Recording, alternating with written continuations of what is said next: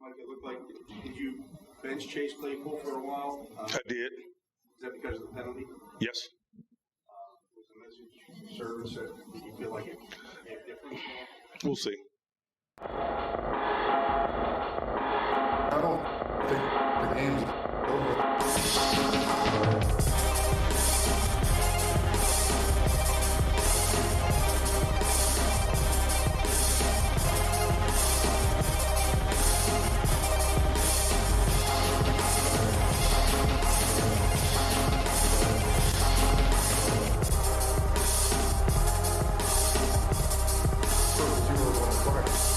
Welcome into another episode of Triple Zeros. This is episode number 156. Man, we are flying through these bad boys.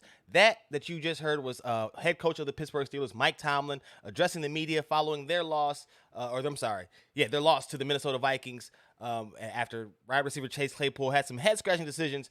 Before we get into any of that, as you know, we have some other stuff to get into. Of course, my name, like I said, is Joshua Buckhalter, host of the Triple Zeros podcast, the Anti-High Take Sports Show. Be sure to follow me on Twitter at JoshGBuck. Hit up the Facebook page, Clocker Sports, website, clockersports.com, email address, clockersports@gmail.com. And, of course, you can follow the show on Facebook and Twitter at 30spod. That's the number 30 and pod.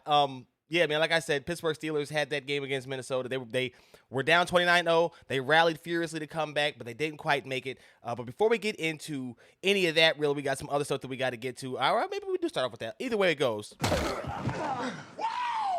So the Steelers, I want to start off by saying this. They are being held hostage by Ben Roethlisberger.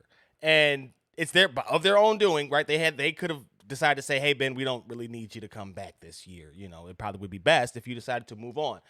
They fell, as I try to look up the final here, because I can't find it, 36-28 to the Minnesota Vikings. Like I said, they were down 29-0. They rallied back to get this one. Great day by Dalvin Cook. Justin Jefferson went off. Ben struggled, though. And it's not that he doesn't still have it in spurts, right? He can still give you some good play from moment to moment in the game.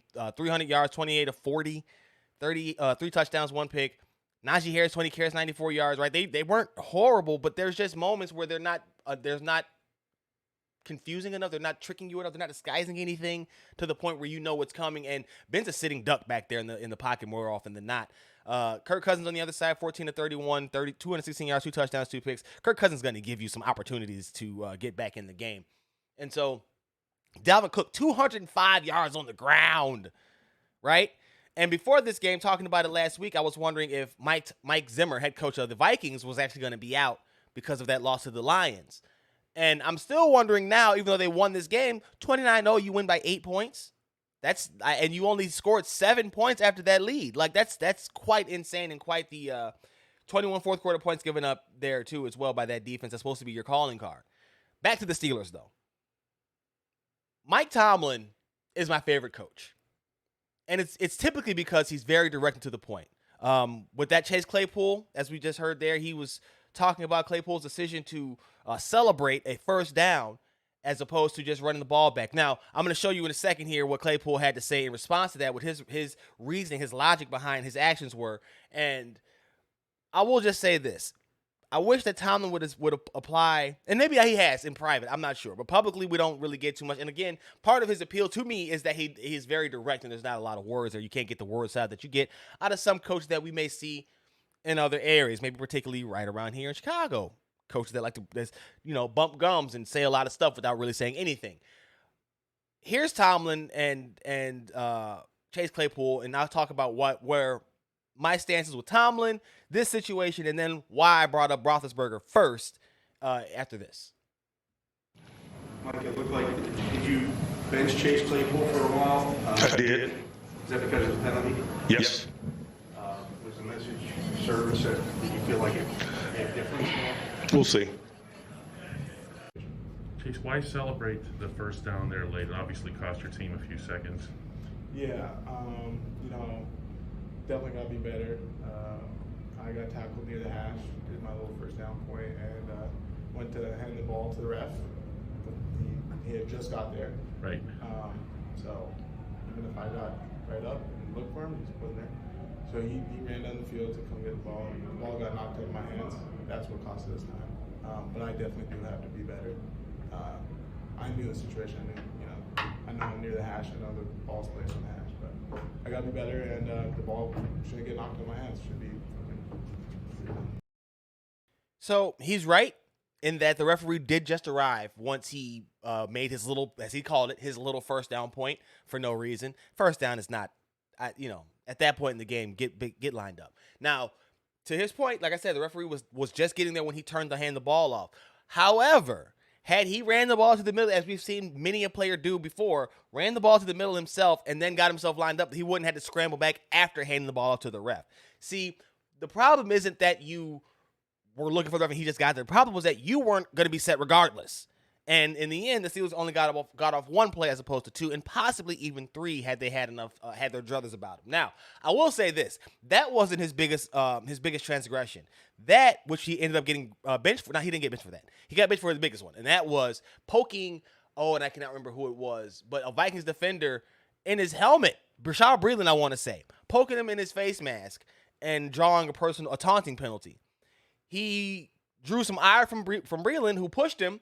And Claypool tried to, do the whole hands up my back. I am such a non-fan of players who do that agitating, poking stuff. Like, if you want to agitate with your play, that's fine. You want to talk a little trash, poking and putting your fingers and hands on people, be outside of the lines, big no-no for me, big turn-off. So, look, he's right. The ref had just gotten there. I still argue that he would have had enough time to get the ball down, put the ball down himself, and then line up. And then maybe things would have gone a little bit quicker for them. But ultimately, the bigger one was the poking of of Breeland in the face mask. There was no reason for that. And again, I think it adds to my displeasure, my distaste for it. The arms up. Oh, I didn't do nothing. Fam, you are on camera.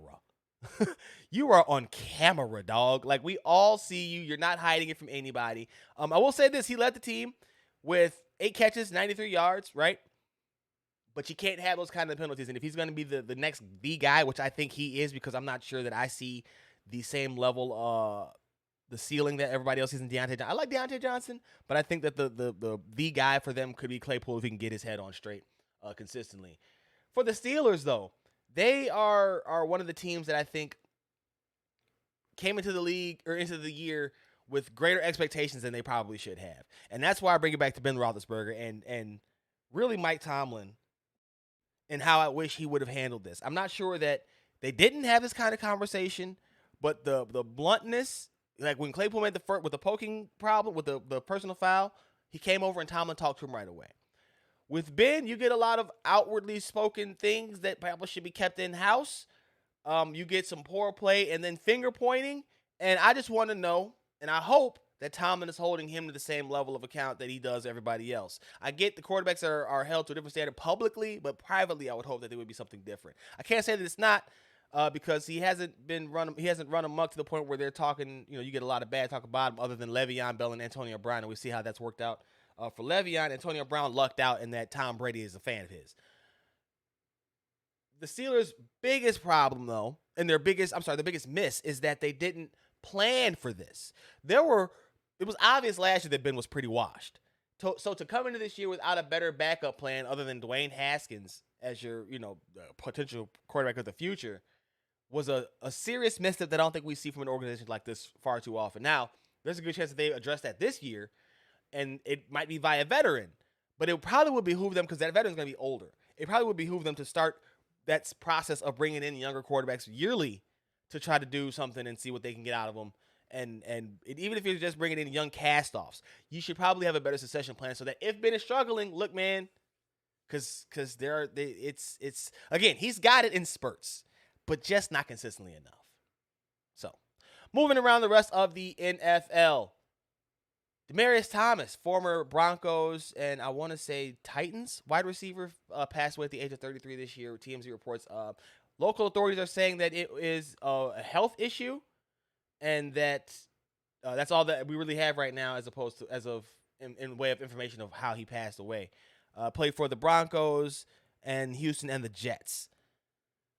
Very sad. 4-time Pro Bowler, Super Bowl champion. He was a guy who I think was one of the more dynamic receivers when he came out of Georgia Tech. He came out after Calvin Johnson, so the comparisons were there when he was going through the process. Big guy, 6'3", 200 plus, 220, something like that pounds.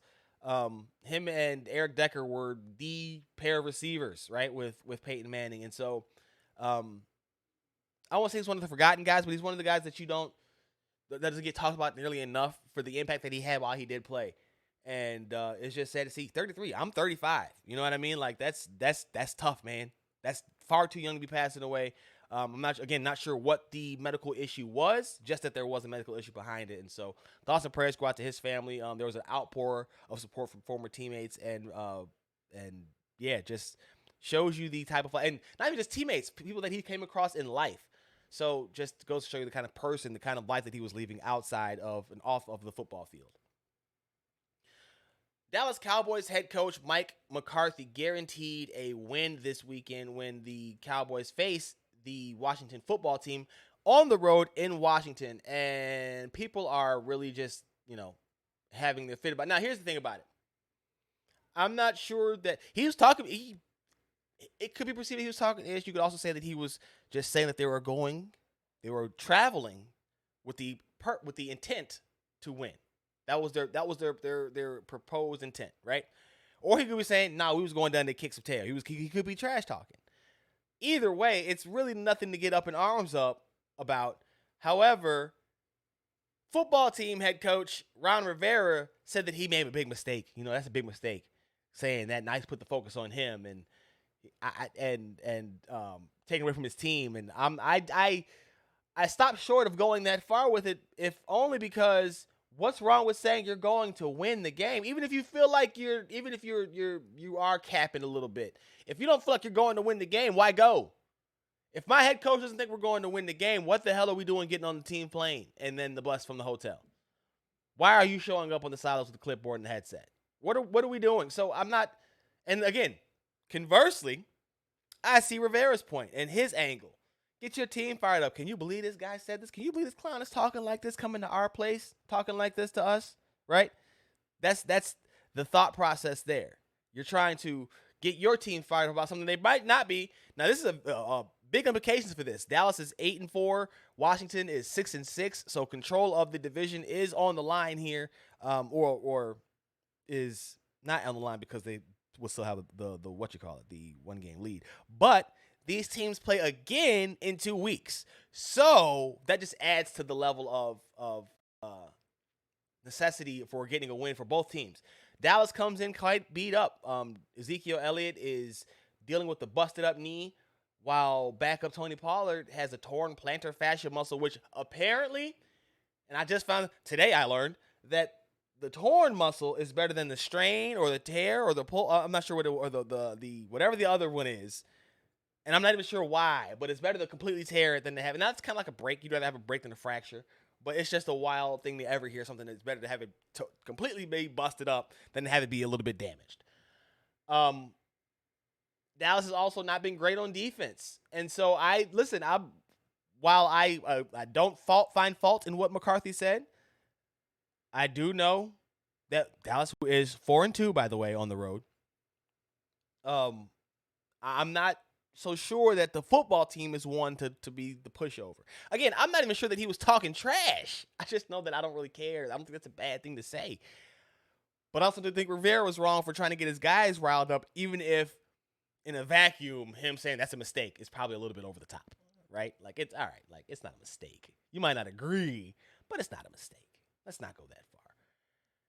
Bleacher Report released their worst trades of the decade, and yes, Bears fans, Mitchell Trubisky, trading up to get Mitchell Trubisky in 2017 did make the list. The Bears give up a haul of picks. I've always held that wasn't necessarily the worst move. The worst move was then compounding it. And again, that's in hindsight, because in the moment, yes, that's the worst move. But in hindsight, compounding it by trading for Khalil Mack really is what set them back, because then they couldn't correct the issue for the next 3-4 years. So that's 2017 to 2021, 4 years. So that's why I think that was a bigger issue than the actual trade itself. Now, I'm not saying that it was a good trade. At the time, I was pulling hard for them to take Deshaun Watson, and not even at that spot. What I wanted, my bright idea, was, and it's funny that I said it because I'm going to tell you why. Just stay with me. My bright idea was for them to take safety Jamal Adams.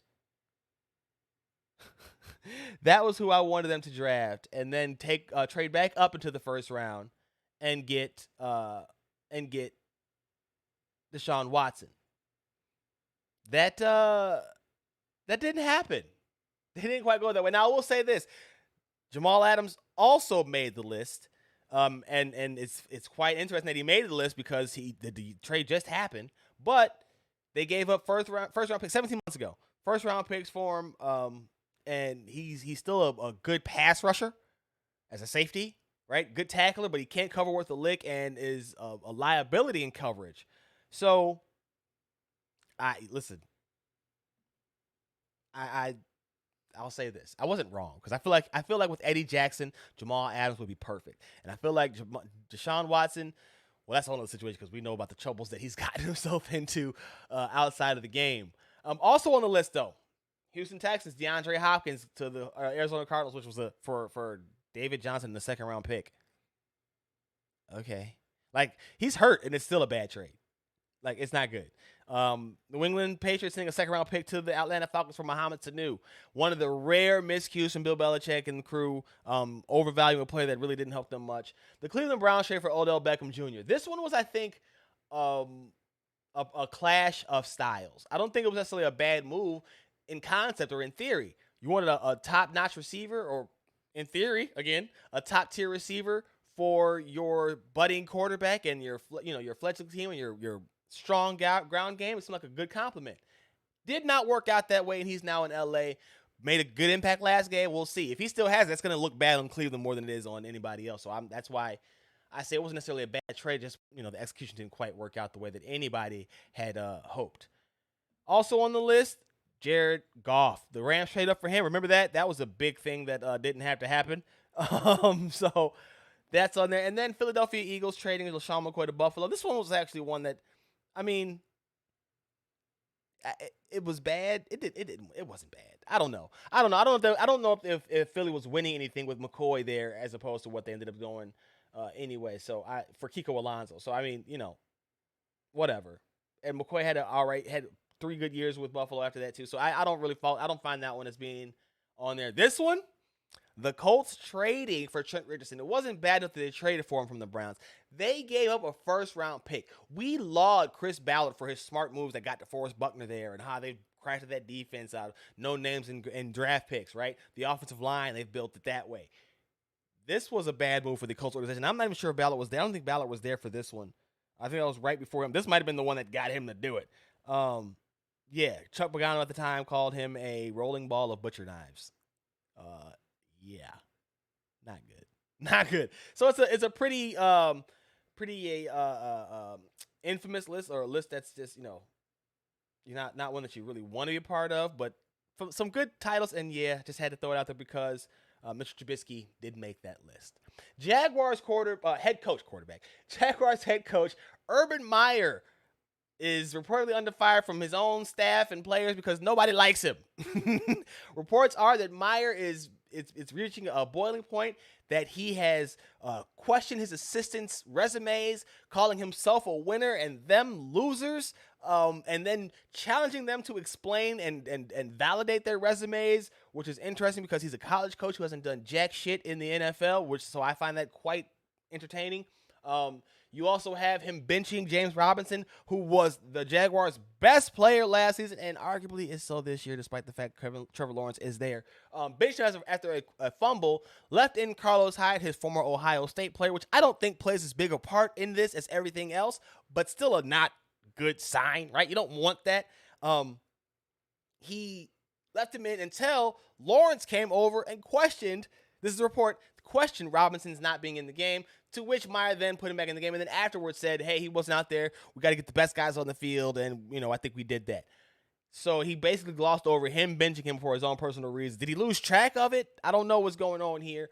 I do know the writing was on the wall a while back, and I think that the slight look of a turnaround in momentum, in efforts, in fortunes kind of put lipstick on that pig, but now it's oinking again, and I'm not sure how they make it through this season. Urban Meyer has just not been a likable person. And while that's not everything, right, especially when it comes to football, he's also not winning football games. And that's where you get into the bigger problem. And so I look, Urban Meyer, man, it's been signs from Jump Street. They keep trying to make it, we'll get through it this time. Urban will be good if we just let him, if we just let it be. Just kind of keep playing it out. First season, he's getting his feet wet, getting acclimated to the league and all that kind of stuff and how things are going. Just kind of got to let it play out. We've now seen him in a bar, getting grinded up on by some young college hussy, right? Some hussy, some tart, right? And now we've got him challenging his own assistants and their schedule as his team has lost 4 straight. Things are going swimmingly up in Jacksonville, up in Duval County. This weekend's so before we go on, I got to give you guys some picks because I haven't given you picks. I haven't kept track of nothing. I am so sorry. I'm not good at this. Listen, man, I'm not going to act like there's any other reason I just lost track of it and I haven't been paying attention. So let's get into it.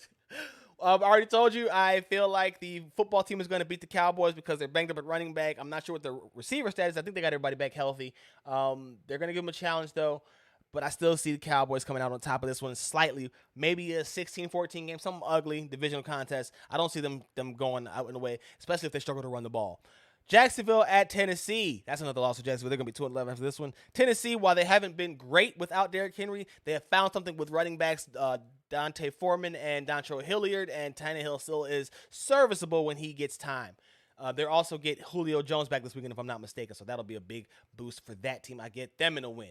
Seahawks taking on the Texans. Davis Mills taking over for Tyrod Taylor for the rest of the season. Head coach David Culley saying that he feels like that gives them the best chance to win.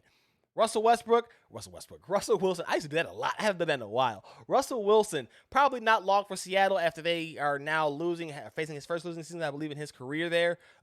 He has not looked great. The team has not looked great. He looked better last week, so we'll see if they can try to fix something around and get some good vibes as the season closes out. But I do not see postseason in their future. I do see a win over a moribund Texans franchise in this game. Raiders taking on the Chiefs. Chiefs seem like they are fighting something while the Raiders are slowly but surely being the Raiders. They are 6-6, and I don't think they're going to get this game, despite the fact that I think that they could run and challenge the Chiefs and make them work for it. Like I said, though, the Chiefs feel like they are figuring things out there, so we'll see what happens. Give me the Chiefs in this game. Saints taking on the Jets. These are 2 bad teams, and it's not the Saints' fault entirely. They are extremely banged up. The Jets just suck. And so I get the Saints in this. I'm not going to give you much commentary on that other than the Saints in this game, despite the fact that I'm not confident in either quarterback. And I that's a fact, Jack. I just am more confident in what Sean Payton can do with what little he has as opposed to what we've seen from Robert Saleh and co. so far.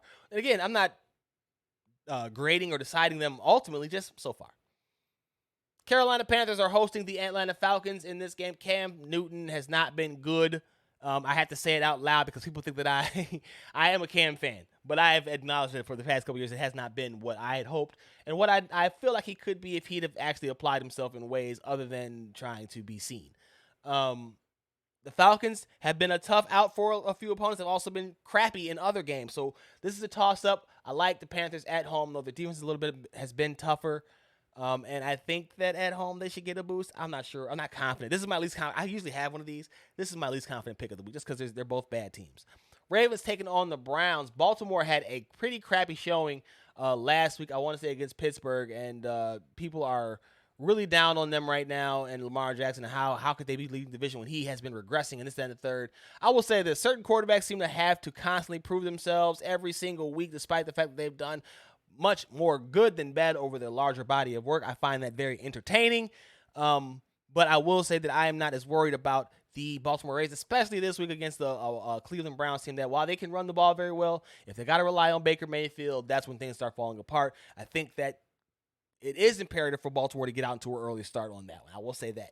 If they are in a battle where Cleveland is able to run the ball consistently throughout the game, they could struggle. But if they are able to go ahead and attack Cleveland and jump out in front of them and make Baker Mayfield have to be a quarterback in this game, this will go Baltimore's way, point blank, period. No doubts about it. New York Giants give me the Ravens in that one. New York Giants, visiting to take on the Los Angeles Chargers. Giants don't even know who their quarterback's going to be, and they're banged up as well. Chargers are at home. They won't have any receivers, though. I believe that Keenan Allen's been ruled out. Not sure the status of Mike Williams. And I believe there's one other player who's also in COVID protocol, so we'll look out for that. But I just don't have any faith in what the Giants have going on at all, top to bottom, and so give me the Chargers in that game. Detroit Lions, the 1-10-1 Detroit Lions taking on the 6-6 Broncos, who are an enigma in and of themselves. Some games they look like they could be a world beater playoff team. Other games they look like they shouldn't even be trying to do this year. But they can beat the Lions. They got their first win over the Vikings last week. That'll probably be it for them for the year. I'm not even sure how they got that when they shouldn't have got it, but they did. Broncos, again, they'll be 7-6 this week. That's all I'm going to say. I'm not sure what to make of them. I just don't know what to make of them, right? They haven't been healthy all year. They've been dealing with a lot of stuff. They didn't like Teddy Bridgewater. Now they like him again. That's my boy, Teddy Two Gloves. We'll see what happens with them, but I do think that they win this game. San Francisco 49ers taking on the Cincinnati Bengals. The Bengals have got to get Jamar Chase going again. I think this might be the game to do it, as they'll be faced with a tough defense and a tough run game, but one that can be had via the pass and one that isn't necessarily the most challenging if you can force them to become a passing offense as well in San Francisco. So give me the Bengals at home in that one. That's 3 straight homers. I don't know if I like the way this is going, because next you got the Buffalo Bills taking on the Buccaneers in Tampa Bay. Tampa is 9-3 and looking like the best team in the NFL once again. Give me them hosting a Buffalo team that's very one-dimensional and is going to continue to struggle in that regard until they figure out how to get a solid ground to take outside of Josh Allen scrambling. Then you got the Bears and the Packers. It's going to be the Packers. I don't even know. I don't want to say much about it. Bears are going to be healthy offensively, but they're still the Bears, and it's still the Packers, and the Packers are the Aaron Rodgers. You heard what he said. All right, I ain't going to tell you what he said. You know what he said, damn it. Maybe, and I don't think so, but there are some thoughts that this could be a game because the McCaskey family holds this game in higher regard than others, which might be part of the problem. But there's a thought that maybe Matt Nagy gets relieved of his duties if they lose bad enough. I don't see that happening. I also don't know if that's the way to go about it, because I think if you're rooting for that, you're rooting for players to start selling, and if you're doing that, then you're getting in a tricky, slippery slope with who you have on your team and the kind of quality of player that you have on your team. So I don't necessarily want to root for them to lose. Even if it does mean that there's change coming, I think it's coming anyway. What I don't want to see is them wait too long and miss out on quality, top-notch candidates because they tried to be nice guys and follow whatever arbitrary timeline that they had set for themselves. Finally, you have the Rams and the Cardinals. The Cardinals are 10-2. The Rams are 8-4. Have struggled. They had a good game last weekend. They have struggled, though, against top-notch teams. Cardinals are indeed a top-notch team. Kyler Murray came back at last week against the Bears and looked just as good as he had before going down. So I would expect them to keep rolling here. The Rams continue to struggle to find, despite all of their pricey additions. They have a very, very strong, I think, 2011 Philadelphia Eagles team, that dream team Eagles. Yeah, I can see a lot of that going on with this Rams team right now, and I'm not very confident in their postseason outlook, given what we've seen from them thus far. So we'll see how that ends up going. But as it is right now, I'm not high on them. So that's going to do it for the NFL section. Switching gears. There has been an outbreak of COVID for the Chicago Bulls. I was trying to find a different word, but that's what it is. They have 5 players in COVID protocols right now. Derek Jones is the latest to join them. He joins Javonte Green, DeMar DeRozan, Kobe White, and Matt Thomas. Matt Thomas is probably the least necessary of them all, but you don't want that, right? You still don't want to have players going into COVID protocols. In this stretch, when the Bulls were the second team, they had the top spot for a game there.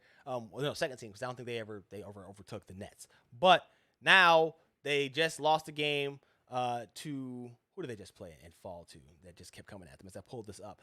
But they went from 17-8. They lost 17-8 to 17-9 following their loss. I got to remember this. Oh, my gosh.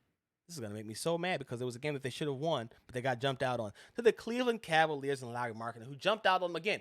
Bulls are without 5 key players, 2 starters, and so you just – Caruso's out with a hamstring. It's rough, man. It was rough. It's ugly, and you just hope these guys get back. They got to take on the Miami Heat. Oh, Miami Dolphins. I switched gears. We're over. They got to take on the Miami Heat on Saturday. Hopefully they could get a win there. I'm not seeing it, though. They take on the Detroit Pistons at home, and then they go to Toronto to take on the Raptors. And hopefully by then, before they take on the Lakers on December 19th, they will have a few of those guys back in the fold, and they can get rolling again here before Christmas and down the stretch, because they're all to a hot start, and you hate to see teams get wrecked by COVID. It's really stupid. Really, really stupid. I saw a report the other day. People are tired of COVID, Delta, and the whole thing in general. And it wasn't necessarily they were over it, like, over by vaccinated. It's just people are tired of dealing with it. And I know it's selfish and it's childish and it's microscopic and whatever in the grand scheme of things. But this one's pissing me off. Like, just stop it. Just stop it. Oh, I'm so tired of seeing it, man. CJ McCollum dealing with a collapsed lung that will keep him out indefinitely until they get reports about how that happened. And it happened on a rather arbitrary-looking play the other night. I want to say against the Heat. I'm not sure about that, though. Don't quote me on that.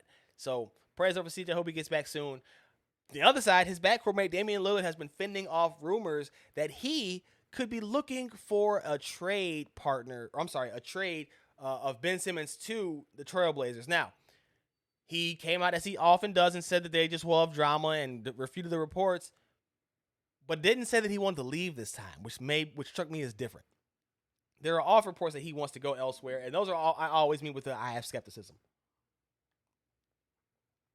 But the suggestion that he could want Simmons as his running mate, I think, kind of stood out because that's a good fit. Now, I will say this. He might not ever say it publicly.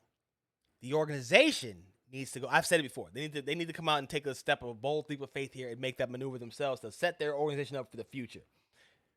Trade him while his value is highest and get a great haul from one of these teams. Now, there is talks that the conversations around Ben Simmons have heated up over the past few hours, days, as we get closer to that deadline when teams can start trading those guys that they signed in the offseason.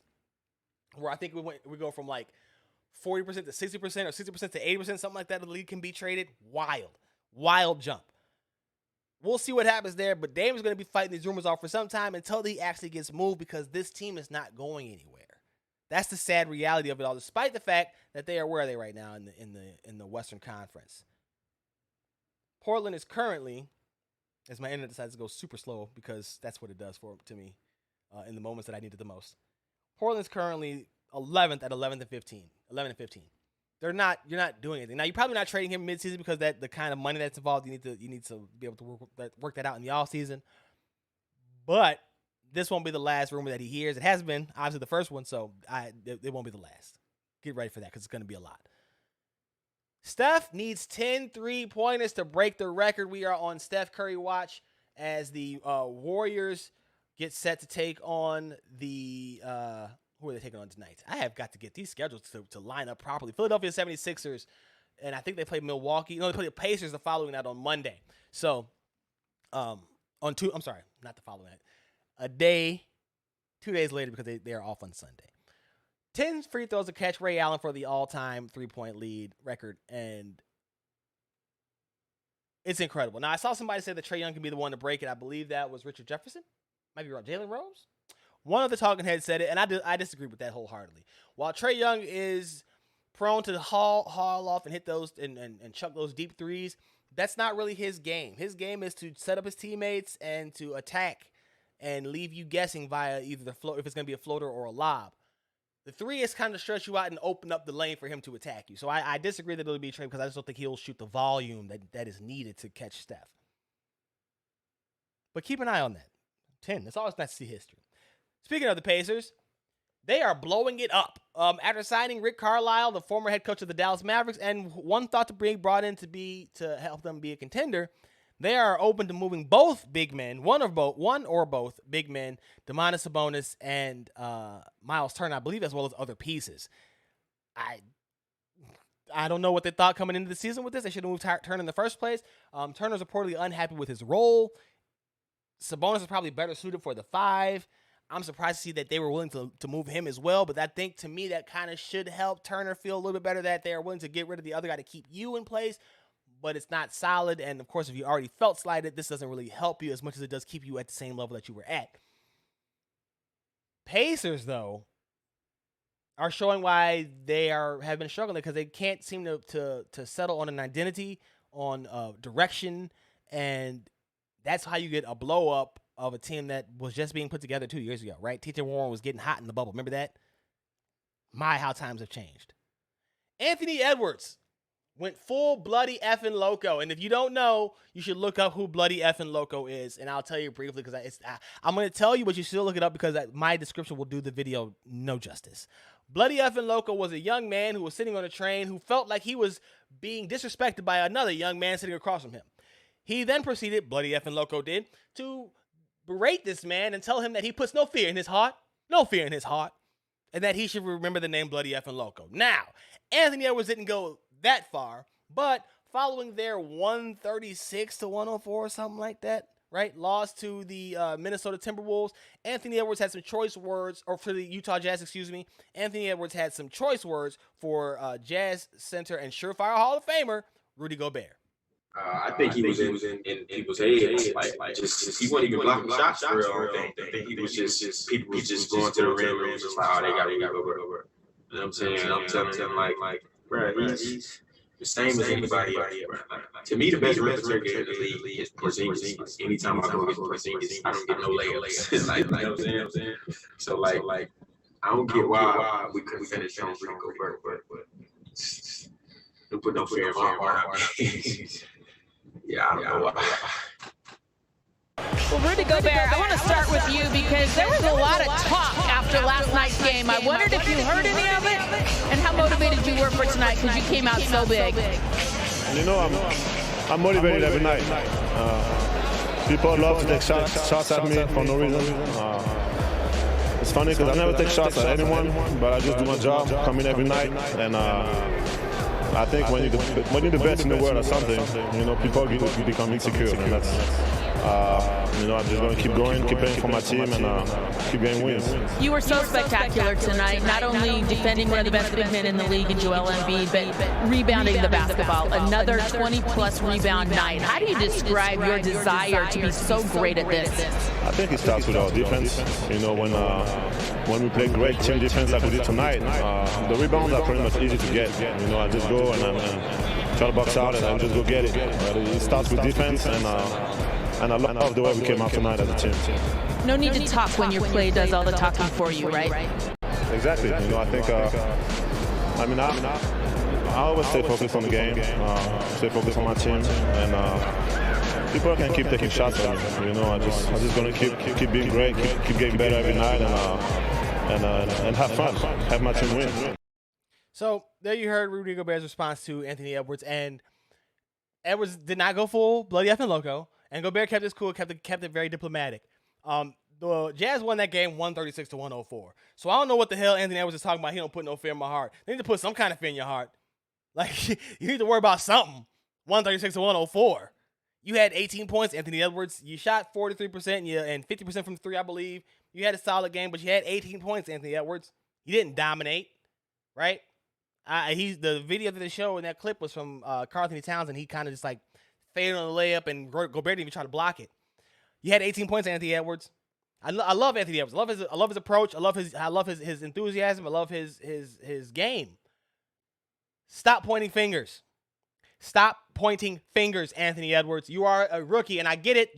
This team, I've said it, the Wolves are a soft team. Towns is a player that I don't believe is built for the spotlight like that. Stop pointing fingers, Anthony Edwards. That is the next step in your development because you've already proven that you've got the ability. You've already proven that you've got the willpower to be great. You've got to now stop pointing fingers like this. And I know people might say he's not pointing fingers. He's just being honest. And that's true. He might be. Be honest in the locker room. Keep that, come out and say, man, we just got to finish better. But this sounds like you're pointing fingers. This is you saying, man, I don't know why guys, who's going up against Cat or who's going up against Gobert the most? We know what this is about. Like just that's off-putting. You can't go that way as a young player. You just can't. You gotta, that's his next step is to worry about being, try to be a more diplomatic player. Rockets have, they had a 7-game winning streak. They finally lost to the Milwaukee Bucks on Friday night. But I saw a report that said that they were 0-6 or whatever with Jalen Green, whatever the hell it was, and 7-0 without him, and clearly trying to point that there's something going on with Jalen Green being in the lineup and as opposed to him not. Hell no. The vast majority of their opponents while they were losing with Jalen Green were teams that were in the playoffs last season. The teams that they've been beating now We're not in the playoffs. They've had 2 games against the Magic. They played, I forget who else they played, but they've been playing non-playoff teams, non-2021 playoff teams this year. During that winning streak that they had, that 7-game winning streak that they had, 6-7-game winning streak that they had. We got to stop with the rookie back. Like, already we're questioning whether or not his fit there. That's a bad team. They weren't a good team, right? That's what we thought. So, I mean, you got a rookie coming in and you're putting all the weight on his shoulders. I don't know what we expect. But I feel it just seems like it's too much oftentimes. Meanwhile, you got Evan Mobley out here balling his head off, looking like he's going to be a problem for years to come, over a decade plus. And I just want to know, like, are we jumping the gun too soon on him while bailing too quickly on Jalen Green? Is it appropriate? I think it's appropriate for Mobley, by the way. While just being quicker to react on and change our opinions on Green. I don't know what it is. Mobley, by the way, 13 points, 8.2 rebounds, 2.5 assists, nearly a steal a game, and he's averaging 2 blocks a game, killing the game. 48% from the field, 33% from 3. Evan Mobley is killing the game. But that doesn't mean that Jalen Green is not good. I just don't like that we've been we're already questioning whether or not it's him sinking the team. That's just not good. That's not good for him, for them, and ultimately anything to come out of this. So that's just how I feel about that. That's going to do it for this episode. Triple Zeros. Be sure to follow me on Twitter at JoshyBuck. Hit up the Facebook page, Clocker Sports, website, clockersports.com. Email address is clockersports@gmail.com. And, of course, follow the show on Facebook and Twitter at 30pod. It's the number 3 zeros and pod. And, of course, read the stuff. Last Word on Pro Football. Pippin Ain't Easy. SoaringDownSouth.com. Until the very next time, you already know what it is, man. We are Gonzo.